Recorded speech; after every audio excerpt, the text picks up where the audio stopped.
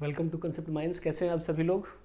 Actually Holi के कारण इस वीडियो को लाने में मुझे थोड़ी लेट हो गई, थोड़ी देरी हो गई, तो उसके लिए मैं क्षमा प्रार्थी हूँ। क्योंकि मैंने बीपीएससी के स्टूडेंट्स को प्रोमिस किया है कि I will make that much amount of videos कि आपके एग्ज़ाम में जो भी क्वेश्चन आएंगे उसके लिए आप पहले से ही प्रिपेयर्ड रहेंगे, and I will definitely do it. लेकिन एक अपेक्षाएं कुछ मेरी भी हैं जो आप लोगों से होनी चाहिए, और होनी भी चाहिए, जेन्युइन अपेक्षाएं हैं। आप लोगों को भी इन वीडियोस को वायरल करना होगा। अगर आप लोग वायरल करेंगे तभी हम अगले वीडियो लाने के लिए प्रोत्साहित भी होंगे। तो इसमें आप लोगों की भी थोड़ी रिस्पॉन्सिबिलिटी बनती है कि अगर मैं आप लोगों के लिए रिस्पॉन्सिबल हूँ तो you should also be responsible for me too. Okay, चलिए ठीक है। तो नेक्स्ट वीडियो में जल्दी ही लाऊंगा। अगर आप लोग ये वीडियो को जितना जल्दी वायरल करेंगे उतना मुझे प्रोत्साहन मिलेगा और फिर मैं आपको नेक्स्ट वीडियो लेकर के आऊँगा। चलिए आज के टॉपिक पर आते हैं। आज का हमारा टॉपिक है बीपीएससी की बिहार या उसके आसपास के क्षेत्रों में ये प्रसिद्ध लोकोक्ति है कि घर के जोगी जोगड़ा आन गांव के सिद्ध। पहले इसको समझा देते हैं, इसका मतलब क्या होता है। घर के जोगी, जोगी जो योगी शब्द होता है हिंदी भाषा का, उसका ये स्थानीय भ्रंश है। घर के जोगी जोगड़ा, जोगड़ा मतलब जिसकी कोई प्रतिष्ठा नहीं है। घर का जो जोगी है उसकी कोई प्रतिष्ठा नहीं, उसकी कोई रिस्पेक्ट नहीं। जोगी मतलब जिसने योग ध्यान तपस्या या फिर किसी भी प्रकार की उपलब्धि अर्जित करी है। तो घर में अगर कोई वैसा व्यक्ति है जिसने की कोई उपलब्धि अर्जित की है, उसकी कोई रिस्पेक्ट नहीं। जबकि आन गांव के सिद्ध, आन गांव, आन का मतलब होता है अदर, दूसरे, आन गांव दूसरे के गांव के सिद्ध। अगर दूसरे के गांव का कोई व्यक्ति कोई उपलब्धि, वही सेम उपलब्धि अर्जित करता है तो उसे लोग क्या मान लेते हैं, सिद्ध पुरुष। बहुत बड़ी उपलब्धि है, मतलब अपने आसपास अपनी उपलब्धियों को छोटा कमतर आंकना और दूसरे की उपलब्धियों को बहुत बड़ा समझना, इस लोकोक्ति का ये अर्थ है। ठीक है, अब इसको इंट्रोड्यूस करना था। मैं एक्चुअली एक न्यूज स्क्रॉल कर रहा था, न्यूज़पेपर पढ़ रहा था। तो न्यूज़पेपर में मैंने एक बड़ा इंटरेस्टिंग टॉपिक पढ़ा, कॉन्टेक्स्ट पढ़ा। हाल ही में न्यूजीलैंड की पार्लियामेंट ने एक बिल पारित किया है। ठीक है, तारानाकी माओंगा कोलेक्टिव रिड्रेस बिल। ठीक है, अब यह बिल क्या है। इस बिल में न्यूजीलैंड की पार्लियामेंट ने तारानाकी माओंगा क्षेत्र में रहने वाले एक विशाल पर्वत, बल्कि नॉट ओनली वन पर्वत बट ग्रुप ऑफ माउंटेन्स, पर्वत समूह को लिविंग एंटिटी का दर्जा दिया है, जीवित प्राणी का दर्जा दे दिया है। अब जिस तरीके से मनुष्य के पास अपनी सुरक्षा, अधिकार आदि के लिए सरकार रिस्पॉन्सिबल होती है, उनकी सुरक्षा सिक्योर करना, उनके मूल अधिकारों की सुरक्षा करना सरकार का दायित्व होता है, उसी प्रकार अब उस पर्वत के और उसके आसपास के जो भी प्राकृतिक चीजें हैं उनकी सुरक्षा करना और उन पर्वत को उनके नेचुरल स्थिति में रहने देना, वहां पर कोई अतिक्रमण न हो, इसकी सुरक्षा करना भी अब सरकार का दायित्व हो गया है। तो ये बिल पढ़कर के मुझे बहुत अच्छा लगा। फिर अचानक से मेरे दिमाग में आया कि बहुत अच्छी पहल है प्राकृतिक संरक्षण के लिए, बहुत अच्छी पहल है कि प्राकृतिक चीजों को भी अगर हम जीवित मनुष्य के समान अगर मानते हैं तो इससे उनकी सुरक्षा सुनिश्चित हो जाएगी। लेकिन फिर मेरे दिमाग में आया कि कुछ समय पहले उत्तराखंड हाईकोर्ट ने गंगा और यमुना रिवर को, गंगा और यमुना नदी को लिविंग एंटिटी का दर्जा दिया था, जीवित जीव का दर्जा दिया था, और उनकी सफाई करना, उनकी सुरक्षा सुनिश्चित करना सरकार का दायित्व घोषित किया था। लेकिन हमने क्या किया, हमने उत्तराखंड हाईकोर्ट के उस जजमेंट की खूब आलोचना करी और अंततः सुप्रीम कोर्ट ने इंटरवेन किया और सुप्रीम कोर्ट ने उत्तराखंड हाईकोर्ट के उस फैसले को खारिज कर दिया। मतलब कि उत्तराखंड हाईकोर्ट ने जब दो नदियों को, जो कि हमारी बहुत पूजनीय नदी हैं गंगा माँ और यमुना माता, उनको जब लिविंग एंटिटी का दर्जा दिया तो हमने उन्हें क्या कर दिया, खारिज कर दिया। लेकिन वही जब न्यूजीलैंड अपने यहाँ के एक पर्वत को, माउंटेन सिस्टम को, माउंटेन ग्रुप ऑफ माउंटेन्स को लिविंग एंटिटी का दर्जा देता है तो हम उसकी बढ़ा चढ़ा करके प्रशंसा कर रहे हैं। ये क्या हो गई, यह वही उक्ति हो गई कि घर के जोगी जोगड़ा और आन गांव के सिद्ध। अब अगर इसको लैंग्वेज में लिखना होगा तो हम क्या करेंगे, सबसे पहले कि न्यूजीलैंड के पार्लियामेंट ने बिल पास किया उसको बताएंगे, फिर उस बिल का डिस्क्रिप्शन बता देंगे। And I am trying to be bilingual only because कि बहुत सारे स्टूडेंट्स इंग्लिश मीडियम के हैं, हिंदी मीडियम के हैं, और इंग्लिश मीडियम वालों के पास लिटरली कंटेंट कम है। उनको बार बार उनके भी मैसेज आते रहते हैं, सर हमारे पर भी ध्यान दीजिए। तो मैं बाइलिंगुअल होने की कोशिश कर रहा हूँ, हिंदी मीडियम के साथ अन्याय नहीं हो रहा है।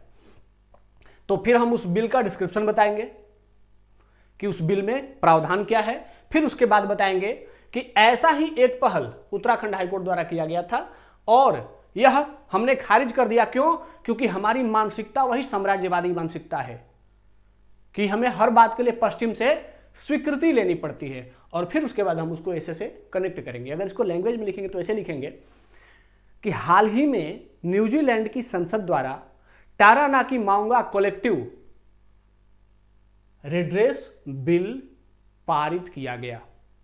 इसके साथ ही माओरी जनजाति क्षेत्र में अवस्थित पर्वतों को मनुष्य के समान कानूनी अधिकार प्राप्त हो गए। इस बिल ने माओरी जनजाति की इस मान्यता को स्वीकार कर लिया कि पर्वत सहित उससे जुड़े सभी प्राकृतिक चीजें मनुष्य की पूर्वज हैं और उनमें भी जीवन होता है। Paragraph change. कुछ समय पूर्व उत्तराखंड हाईकोर्ट ने भी गंगा और यमुना नदी को विधिक और जीवित व्यक्ति का दर्जा दिया था। हालांकि उत्तराखंड हाईकोर्ट के इस पहल की भारत में अव्यावहारिक कहकर आलोचना की गई और बाद में भारत के सुप्रीम कोर्ट ने उत्तराखंड हाईकोर्ट के उस फैसले को पलट दिया। Paragraph change. न्यूजीलैंड के इस पहल की भारत सहित विश्व भर में प्रशंसा हो रही है तथा पर्यावरण संरक्षण की दिशा में इसे एक अमूलचूल कदम बताया जा रहा है। लेकिन उत्तराखंड हाईकोर्ट के निर्णय को पलटना और इसे व्यवहारिक बताकर खारिज करना यह दर्शाता है कि हम अभी भी, चाहे आजादी के 75 वर्ष से अधिक हो गए हों, लेकिन अभी भी हम मानसिक रूप से औपनिवेशिक दासता से ग्रस्त हैं और अपनी अच्छी पहल के लिए भी पश्चिमी स्वीकृति पर निर्भर हैं और पश्चिमी देशों द्वारा की गई नकल को भी वाह वाह कहकर प्रशंसा करते हैं। यह उक्ति, यह पूरी परिचर्चा उपरोक्त उक्ति को चरितार्थ करती है कि घर के जोगी जोगड़ा आन गांव के सिद्ध। तो हमने क्या किया, पूरा कहानी बताया, अपनी मानसिकता स्पष्ट करा दी और फिर उसको तुरंत कनेक्ट कर दिया। अब आप लोगों के लिए ये जो चीजें मैं आपको लेके आता हूं, जैसे मैंने न्यूज़पेपर में ये पढ़ा और मैंने इसको कनेक्ट किया, मैं बार बार जब ऐसे में ये सब चीजें लाता हूं तो इसके पीछे का एक पर्पस होता है कि आप लोग भी ऐसे ही किसी ज्वलंत मुद्दे से अपने निबंध को शुरू करें, अपने ऐसे को स्टार्ट करें, सो दैट एग्जामिनर को ये फील हो कि you are very much connected with currents, जो इधर करंट अफेयर में जो चीजें चल रही हैं उससे आप काफी कनेक्टेड हैं। और इसलिए बार बार मैं ऐसी कोशिश करता हूं आप लोगों को ऐसा समझाने के लिए। अब देखते हैं how much I will be successful in it, लेकिन मुझे लगता है कि आप लोग जरूर इसे ग्रैब करेंगे। ठीक है, तो चलिए, तो हमने क्या किया, इसको कनेक्ट किया। अब आते हैं कि उसके कनेक्शन के बाद हमें क्या करना है। तो उसके बाद हम पैराग्राफ चेंज करेंगे एंड उसके बाद इस उक्ति को, उस प्रोवर्ब को डिफाइन करेंगे। डिफाइन कैसे करेंगे, पैराग्राफ चेंज करके लिखेंगे, इस उक्ति का अर्थ है घर, या ऐसे लिख देंगे कि घर के जोगी जोगड़ा का तात्पर्य अपनी उपलब्धियों या अपने आसपास की उपलब्धियों को बहुत छोटा करके दिखाना। जैसे स्थानीय लोकोक्ति में घर की मुर्गी दाल बराबर कही जाती है, जबकि आन गांव के सिद्ध का तात्पर्य दूसरों की छोटी छोटी उपलब्धियों को भी बढ़ा चढ़ा करके बताना और समझने से है। यह एक गुलाम मानसिकता का परिचायक है। स्वतंत्र मानसिकता अपने स्वयं की उपलब्धियों को उसी प्रकार सम्मान और प्रतिष्ठा देती है जिस प्रकार दूसरों की उपलब्धियों को। ठीक है, तो इस तरीके से हमने इसको क्या किया, डिफाइन किया। अब आते हैं बॉडी पार्ट की ओर।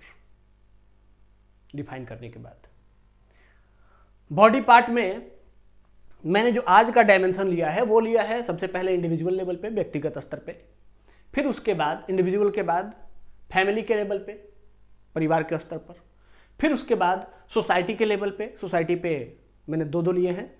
उसके बाद आगे नीचे पॉलिटिकल, इन्वायरमेंटल, यहाँ पर पॉलिटिकल है, इन्वायरमेंटल है, और इस तरीके से इतने सारे डायमेंशंस मैंने बॉडी पार्ट में लिए हैं, कनेक्ट किए हैं। आप लोगों की भी रिस्पॉन्सिबिलिटी है कि आप सिर्फ मेरी बातों को सुने नहीं, हो सकता है मेरे बोलने में कोई फैक्ट गलत हो जाए, उससे फर्क नहीं पड़ता है, आप लोग उसको सुनो मत, आप लोग कंटेक्स्ट समझो, जो मैं समझाना चाहता हूं, जो सिखाना चाहता हूं उनको सीखो। ठीक है, तो अब बॉडी पार्ट में पहला था इंडिविजुअल लेवल पे, कि कहां पर हम अपनी उपलब्धियों को कम दिखाते हैं और दूसरों की उपलब्धियों को बढ़ा चढ़ा करके दिखाते हैं। तो मुझे दो एग्जाम्पल याद आए, शेक्सपियर और Kalidas. Kalidas is the Shakespeare of India. Kalidas कौन है? भारत के शेक्सपियर हैं। It means Shakespeare was a greater man, he was a great poet. Yes, it is very true, Shakespeare was a great poet. चाहे उसने जो भी लिखा हो, मैकबेथ जो भी लिखा हो, he was a great poet. But why we are comparing Kalidas with Shakespeare? Kalidas was greatest. Kalidas ने जो लिखा, चाहे वो अभिज्ञान शाकुंतलम हो, विक्रमोर्वशीयम है, ठीक है, रघुवंश महाकाव्यम है, ये सभी जो भी लिखा है, मेघदूतम है, कालिदास की जो उपलब्धियां रही हैं वो भी प्राचीन काल में, वैसी कृति तो लिखने में शेक्सपियर सफल नहीं रहे हैं। कालिदास ने जीवन की जिस पूरी परिकल्पना को चरितार्थ किया है, उतनी महान उपलब्धि शेक्सपियर की संभवता नहीं है। लेकिन हम क्या कहते हैं, हम भी वही मान लेते हैं कि Kalidas is the Shakespeare of India, only Shakespeare of India. मतलब वो सिर्फ भारत की परिधि तक सीमित है और शेक्सपियर पूरी दुनिया की परिधि तक सीमित है। चाइना में शेक्सपियर को पढ़ने वाले बहुत कम लोग हैं, क्योंकि वो चाइनीज लैंग्वेज पढ़ते हैं। Shakespeare is a great poet of English language, जैसे Kalidasa was a great poet of Sanskrit language. लेकिन संस्कृत लैंग्वेज से भी मतलब नहीं है, मतलब है कि कालिदास की जो लेखन शैली है वो अपने आप में प्राचीन काल का कोई व्यक्ति इतनी महान लेखनी लेके आता है, और मॉडर्न टाइम में, आधुनिक काल में कोई व्यक्ति लिखता है जिसके पास कंटेंट, थॉट, सब कुछ देखने के लिए बहुत सारे साइंटिफिक अप्रोच, सब कुछ उपलब्ध है, और वो लिखता है, और एक प्राचीन काल का व्यक्ति लिखता है। दोनों में कंपैरिजन करा दिया। अरे क्यों कंपैरिजन कराना भाई? Shakespeare is greatest, but in his terms Kalidas is greatest in their terms. Kalidas अपने में महान है, शेक्सपियर अपने में महान है, क्यों कंपैरिजन करना? ठीक है। उसी तरीके से दूसरा आता है नेपोलियन वर्सेस समुद्रगुप्ता का। हम बार बार कहते हैं कि दुनिया का सबसे बड़ा विजेता कौन है, जब भी बात करते हैं सीधे सीधे नाम लेते हैं नेपोलियन का। Although Napoleon got defeated, Napoleon युद्ध में पराजित हुआ और बंदी बनाया गया, और बंदी रहते हुए उसकी मृत्यु हुई। उससे अधिक लड़ाइयां लड़ी समुद्रगुप्त ने, ठीक है। उत्तरापथ, दक्षिणापथ, श्रीलंका, मालदीव पूरा जीता, अफगानिस्तान से लेकर के असम तक मालदीव श्रीलंका तक जीता, खूब लड़ाइयां लड़ी, उत्तरापथ में 9, दक्षिणापथ में 12, बहुत सारी लड़ाई, और कभी पराजित नहीं हुए। और सभी अलग अलग राजाओं के साथ अलग अलग तरीके की व्यवहार संधि भी अपनाई। कभी पराजित नहीं होने वाला समुद्रगुप्त और अपने जीवन में प्रमुख युद्धों में पराजित होने वाला नेपोलियन, और फिर भी हम किसे मान लेते हैं महान? Napoleon was a very big conqueror, बहुत बड़ा विजेता था नेपोलियन। क्यों तुलना करना? समुद्रगुप्त महान विजेता थे, कोई तुलना नहीं है। प्राचीन काल का कोई शासक, प्राचीन काल में लिमिटेशंस हैं। क्या लिमिटेशंस हैं? प्राचीन काल में यातायात के साधन नहीं हैं, आज की तरह संचार के साधन नहीं हैं। उस समय कोई व्यक्ति पाटलिपुत्रा से निकल करके जाता है और श्रीलंका तक विजय प्राप्त करता है, अफगानिस्तान तक जीतता है, असम तक जीतता है, और पूरे भारत में विजय प्राप्त करता है, उससे बाहर जाता है। और एक नेपोलियन बोनापार्ट आधुनिक काल का, जबकि उसके पास ट्रांसपोर्टेशन कम्युनिकेशन अच्छा हो गया है, सुविधाएं बहुत अच्छी हो गई हैं, डेवलप्ड हो गई हैं, उस समय वह जीतता है। तो परिस्थितियां दोनों की भिन्न भिन्न हैं, और फिर भी हम क्या कहते हैं? नेपोलियन को श्रेष्ठ मान लेते हैं। तो यह मानसिकता जो है, यह दिखाती है कि घर के जोगी जोगड़ा, आन गांव के सिद्ध। नेपोलियन और शेक्सपियर आन गांव के हैं तो यह सिद्ध हो गए, और कालिदास और समुद्रगुप्त भारत के हैं तो घर के जोगी जोगड़ा है। ठीक है, तो इंडिविजुअल लेवल पे यह कहानी आया। दूसरा, फैमिली के लेवल पे, परिवार के स्तर पर, वेस्टर्नाइजेशन एंड वेस्टर्न कल्चर, पश्चिमीकरण और पश्चिमी संस्कृति। आज हम भारतीय कपड़े, जैसे भारतीय कपड़े लोग धोती कुर्ता पहनते थे, सूती के वस्त्र पहना करते थे, आज हम क्या कर रहे हैं? पश्चिमी कपड़े खूब पहन रहे हैं, मैं भी, इंक्लूडिंग मी टू। पश्चिमी कपड़े पहन रहे हैं, पश्चिमी संस्कृति को अपना रहे हैं, उनके खान पान रहन सहन को अपना रहे हैं, पिज्जा बर्गर खा रहे हैं। जबकि अपने यहां की जो खान पान विकसित हुई है, जो पहनावा विकसित हुआ है, वह हमारे यहाँ के जलवायु के अनुसार विकसित हुआ है। कि भारत की जलवायु जो है वह गर्मी में बहुत उमस करती है, तो इसीलिए सूती कपड़े होने चाहिए, शरीर पर कम वस्त्र होने चाहिए। और हम क्या हैं? अब खूब कपड़े पहन रहे हैं। खूब कपड़े पहने तो गर्मी लगेगी, ऑब्वियसली गर्मी लगेगी, तो क्या करेंगे? चलो एसी चलाओ, तो एसी चलाएंगे, पर्यावरण प्रदूषण करेंगे। लेकिन हमारा ध्यान उधर नहीं है कि हम पर्यावरण प्रदूषण कर रहे हैं। हमारा ध्यान क्या है? कि हम एक अंग्रेज जैसे ड्रेस में दिखने चाहिए, उसी की तरह बोलने चाहिए, उसी की तरह पिज्जा बर्गर खाने चाहिए। तो यह क्या है? फैमिली सिस्टम प्रभावित हो रही है, दुष्प्रभावित हो रही है। भारतीय संस्कृति को, हम भारतीय कल्चर को, भारतीय पहनावा को, क्या है? ये तो गंवार लोग हैं, देसी गंवार हैं, चाहे उनके पास कितनी भी योग्यता हो, ज्ञान हो, हमें उससे मतलब ही नहीं। उनके ड्रेस, उनके रहन सहन से हमने जज कर लिया उनको। सामने वाला एक आया, 4 लाइन इंग्लिश बोला, और उसमें वो कितना नॉलेज उसके पास है कोई मतलब नहीं है, how much intellectuality he has, कोई फर्क नहीं पड़ता है, बस उसने 4 लाइन इंग्लिश बोला, वो श्रेष्ठ हो गया। तो घर के जोगी जोगड़ा, आन गांव के सीध। अपनी संस्कृति, अपना परिवार का सिस्टम पसंद नहीं, हम वेस्टर्न फैमिली, न्यूक्लियर फैमिली की तरफ जा रहे हैं। जबकि भारतीय संस्कृति सामूहिक परिवार के साथ जीने वाली संस्कृति थी। हम सामूहिकता के साथ जीते थे, आपस में प्रेम भाईचारा था, आज नहीं है। तो ये इसको एक्सप्लेन करेंगे। फिर तीसरा है सोसाइटी। सोसाइटी में आते हैं तो वीमेन एम्पावरमेंट, महिला सशक्तिकरण, बहुत बड़ा मुद्दा है। हम क्या करते हैं कि महिला सशक्तिकरण की शुरुआत कहां से होती है? महिला सशक्तिकरण की शुरुआत फ्रांसीसी क्रांति के बाद से जो आदर्श पैदा हुए, उन्हीं आदर्शों ने महिला सशक्तिकरण की नींव रख दी। French revolution was the plinth point of human empowerment. जबकि हमने क्या पढ़ा है, आप सभी ने पढ़ा होगा कि जो ऋग्वैदिक काल था, ऋग्वैदिक ईरा था, उसमें male and female equal right enjoy करते थे। महिला और पुरुष एक समान अधिकार एंजॉय करते थे। तो हम लेकिन प्रेरणा कहां से लेते हैं? महिला सशक्तिकरण की प्रेरणा हम वैदिक कल्चर से नहीं लेंगे, हम फ्रांसीसी क्रांति से लेंगे, फ्रेंच रिवॉल्यूशन से लेंगे। क्यों? क्योंकि घर के जोगी जोगड़ा आन गांव के सीत। तो ऐसे इसी तरीके से दूसरा है इसमें, इसी में लैंग्वेज प्रेफरेंस। आज हमारे यहां इंग्लिश वर्सेस इंडिक लैंग्वेज का भी बात चल रहा है। अंग्रेजी भाषा को प्राथमिकता दी जाए कि भारतीय स्थानीय भाषाओं को प्राथमिकता दी जाए। जो भी पश्चिमी देश हैं वो अपने यहाँ के स्थानीय भाषा से आगे बढ़ते हैं। इंग्लिश अमेरिका और इंग्लैंड की लैंग्वेज है, पूरे यूरोप के हर देश की लैंग्वेज अपनी है, चाहे वो पुर्तगाली हो पुर्तगीज बोलते हैं, फ्रेंच हो फ्रांसीसी हो फ्रेंच बोलते हैं, जर्मन हो जर्मन बोलते हैं।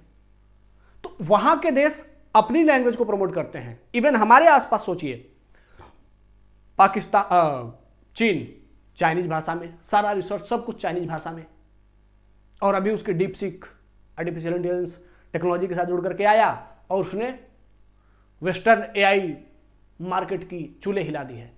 उस तरीके से जापान जैपनीज लैंग्वेज, ठीक है। तो स्थानीय लैंग्वेज में इन लोगों ने कितनी प्रगति करी स्थानीय लैंग्वेज को बढ़ावा देकर के, जबकि हमारे यहाँ क्या है?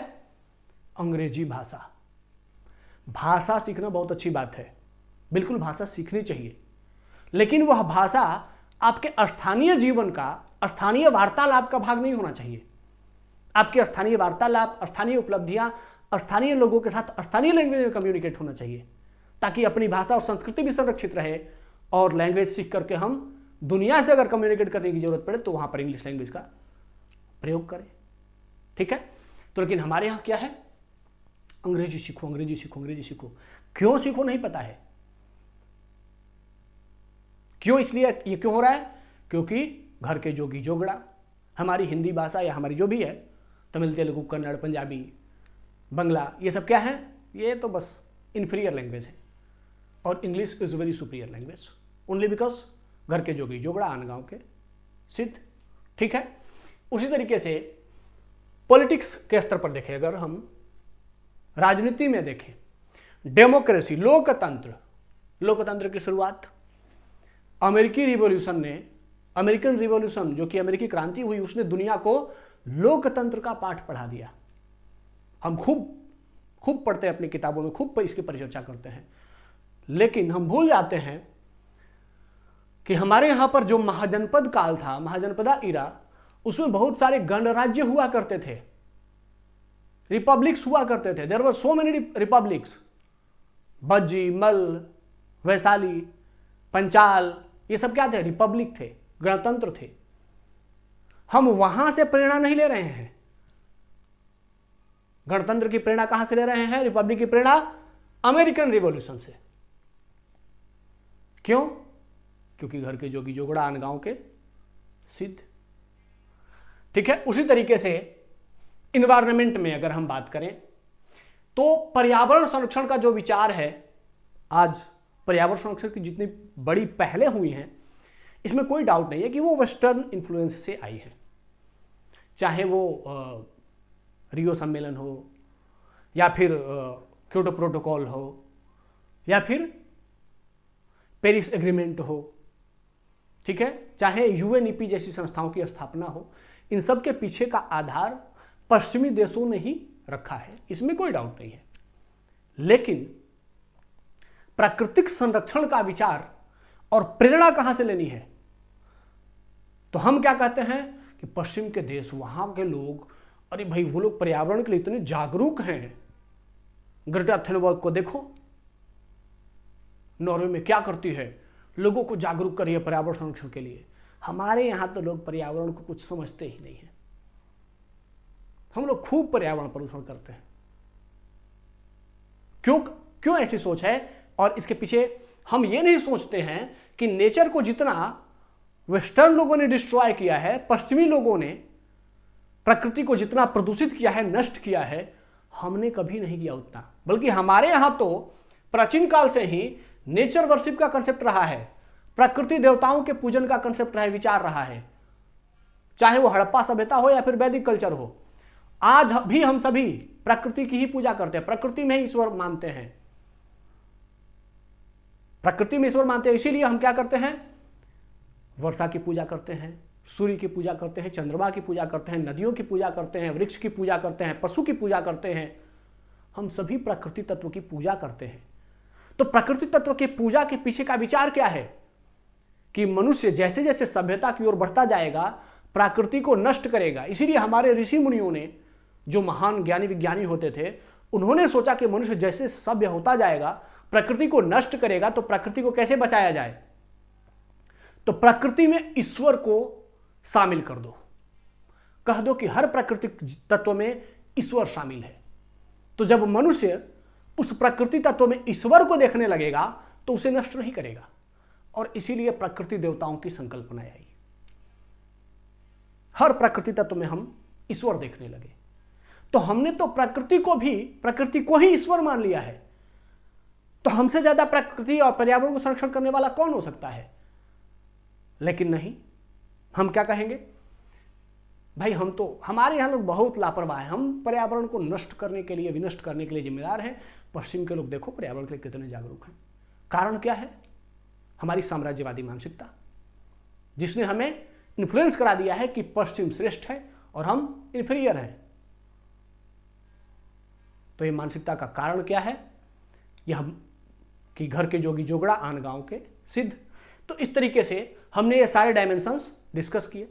अब आते हैं कि यह मानसिकता तो हमने डिस्कस कर ली, लेकिन इसका दूसरा पहलू भी है। हर बार ऐसी स्वीकृति नहीं होती है।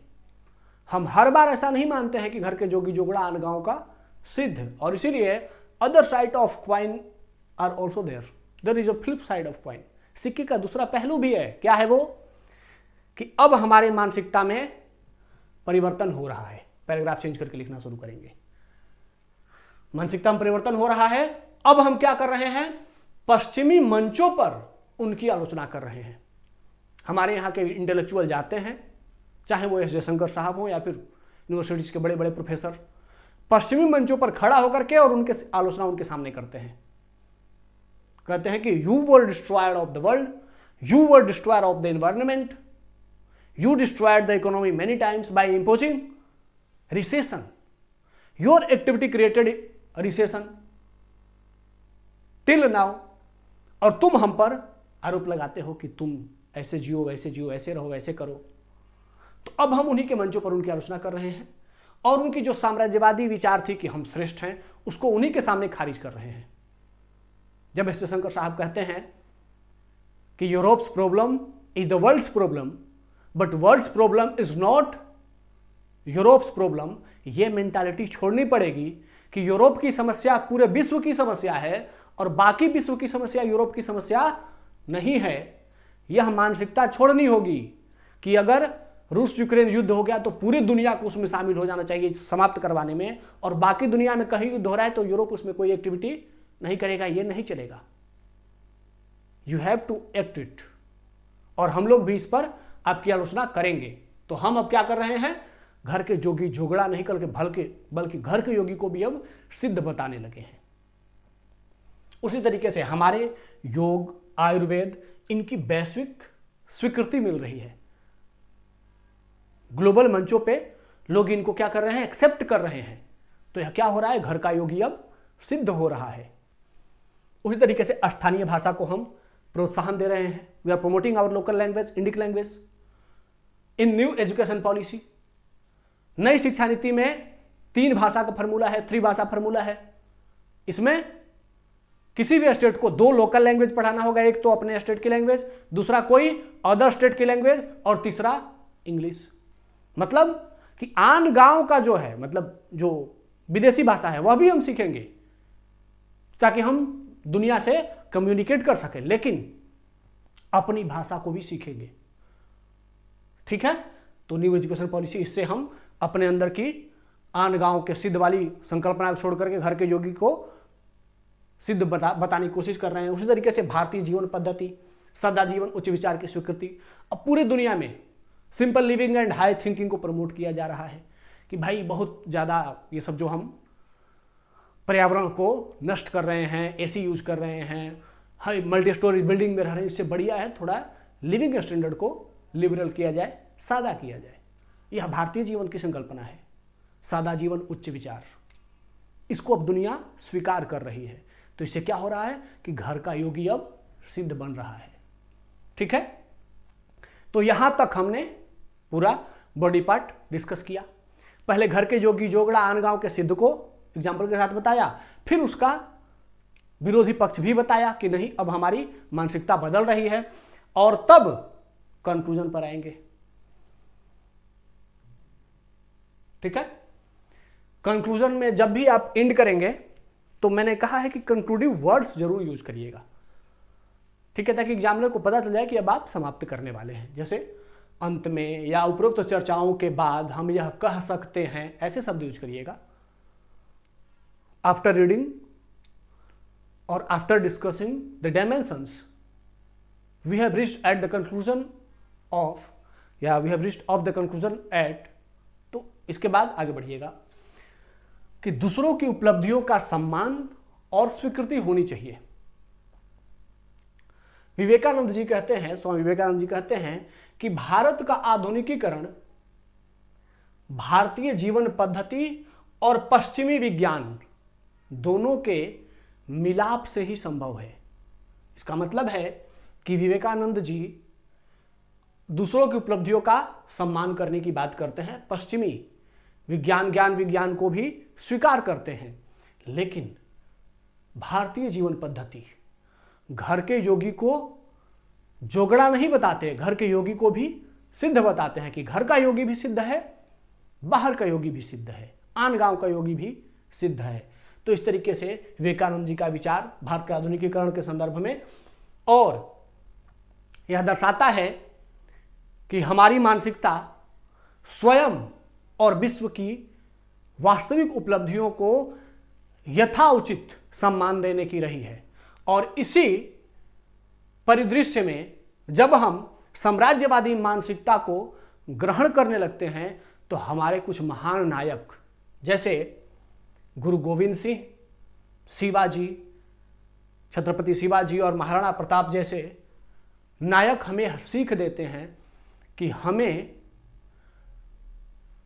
साम्राज्यवादी या किसी के विचारों से, किसी के प्रभाव में डरने के बजाय लड़ करके अपनी व्यक्तित्व, अपनी संस्कृति, अपने विचार का सम्मान करना चाहिए। और इनसे हम प्रेरणा लेकर के ही जीवन के इस साम्राज्यवादी मानसिकता से मुक्त हो सकते हैं। इसी संदर्भ में गांधी जी का, इसी संदर्भ में हम एक पैरामीटर से समझने का प्रयास करेंगे कि किसी भी व्यक्ति का सोच उसके चिंतन को प्रभावित करता है, चिंतन से विचार बनता है, विचार से व्यक्तित्व बनता है और व्यक्तित्व से आदर्श का निर्माण होता है। इसीलिए गांधी जी कहते हैं कि अपने घर के दरवाजों को कसकर बंद रखो, लेकिन अपने खिड़कियों को खुला रखो ताकि बाहर की शीतल हवा भी अंदर आ सके। ठीक है, तो बाहर की भी स्वीकृति है, लेकिन अपने घर के दरवाजे बंद, अपने घर के दरवाजे बंद रखने हैं कि कोई हमारे घर की उपलब्धियां हमारे सामने रहे, कोई बाहर से आकर के हमारे घर के अंदर प्रवेश न करे, उसके विचार आए, सम्मान है उसका, लेकिन घर के अंदर इंटरफेयर नहीं करने देंगे। और यह इस लोकोक्ति को चरितार्थ करती है कि घर के जोगी जोगड़ा आन गांव का सिद्ध। यह मानसिकता छोड़ करके ही मनुष्य अपने व्यक्तित्व, समाज और संस्कृति का निर्माण करता है। ठीक है, तो इस तरीके से पूरे डायमेंशंस को मैंने बहुत अच्छे तरीके से एक्सप्लेन किया है। आप लोगों का एक दायित्व होगा कि आप लोग इसको लिखें और लिख करके टेलीग्राम ग्रुप का लिंक होगा ही डिस्क्रिप्शन में, आप उस टेलीग्राम ग्रुप में जाकर के सबमिट करें। और साथ ही इस वीडियो को जितना वायरल करेंगे उतना जल्दी मैं नेक्स्ट वीडियो लेकर के आऊँगा। तो आज के लिए इतना ही, धन्यवाद, जय हिंद।